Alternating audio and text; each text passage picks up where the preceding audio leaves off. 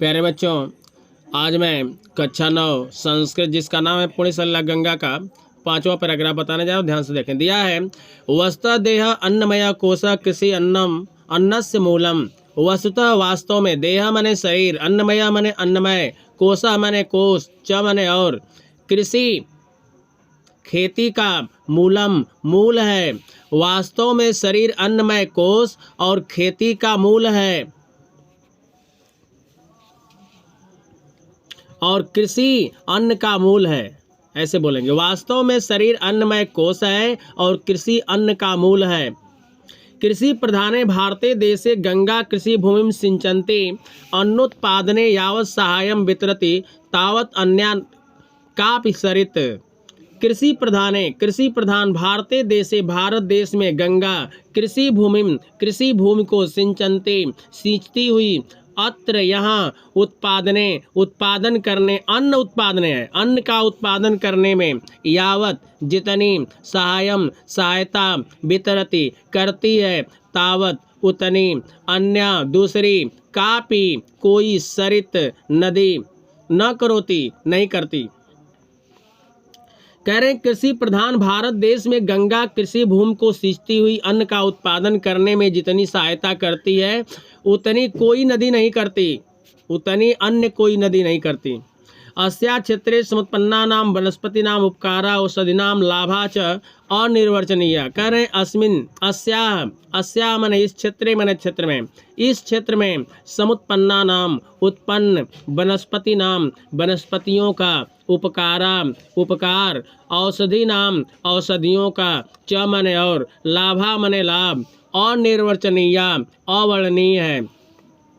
इस क्षेत्र में उत्पन्न वनस्पतियों का उपकार और औषधियों का लाभ अवर्णनीय है। पूरे का अर्थ देखें। वास्तव में शरीर अन्नमय कोश है और कृषि अन्न का मूल है। कृषि प्रधान भारत देश में गंगा कृषि भूमि को सींचती हुई अन्न का उत्पादन करने में जितनी सहायता करती है, उतनी अन्य कोई नदी नहीं करती। इस क्षेत्र में उत्पन्न वनस्पतियों का उपकार और औषधियों का लाभ अवर्णनीय है। 6वां पैराग्राफ देखें। गंगाया प्रकृति मनोहारिणी नैसर्गिकी च शोभा सर्वेषां चित्तम आह्लादयति।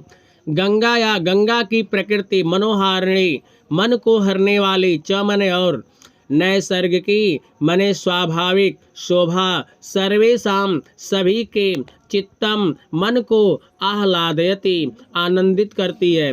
गंगा की प्रकृति मन को हरने वाली और स्वाभाविक शोभा सभी के मन को आनंदित करती है।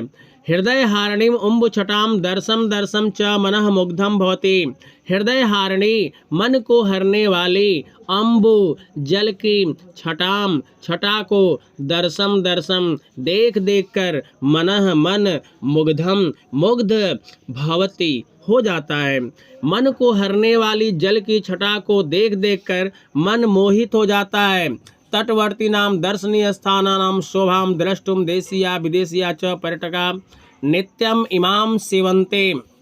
तटवर्ती नाम किनारे पर स्थित दर्शनीय स्थानों की शोभा को द्रष्टुम देखने के लिए, देशी च मने और, विदेशिया मने विदेशी, पर्यटका मने पर्यटक, नित्यम हमेशा, इमाम इस गंगा का, सेवन करते हैं। किनारे पर स्थित और दर्शनीय स्थानों की शोभा को देखने के लिए देशी और विदेशी पर्यटक हमेशा इसका सेवन करते हैं।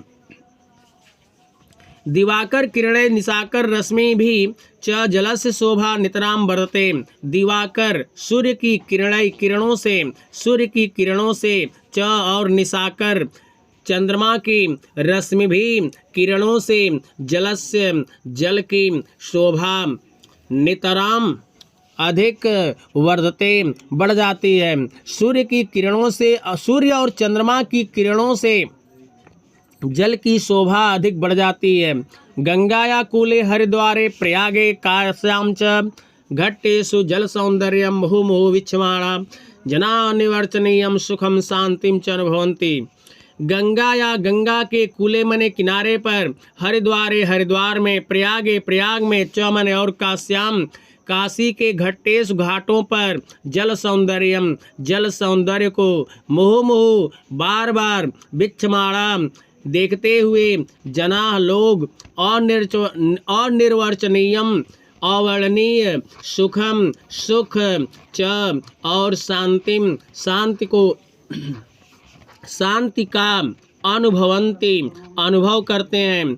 गंगा के किनारे पर, हरिद्वार प्रयाग और काशी के घाटों पर जल सौंदर्य को बार बार देखते हुए लोग अवर्णनीय सुख और शांति का अनुभव करते हैं। पूरे का अर्थ देखें। गंगा की प्रकृति मन को हरने वाली और स्वाभाविक शोभा सभी के मन को आनंदित करती है। मन को हरने वाली जल की छटा को देख देख कर मन मोहित हो जाता है। किनारे पर स्थित दर्शनीय स्थानों की शोभा को देखने के लिए देशी और विदेशी पर्यटक हमेशा इसका सेवन करते हैं। सूर्य और चंद्रमा की किरणों से जल की शोभा अधिक बढ़ जाती है। गंगा के किनारे पर, हरिद्वार प्रयाग और काशी के घाटों में जल सौंदर्य को बार बार देखते हुए लोग अवर्णनीय सुख और शांति का अनुभव करते हैं।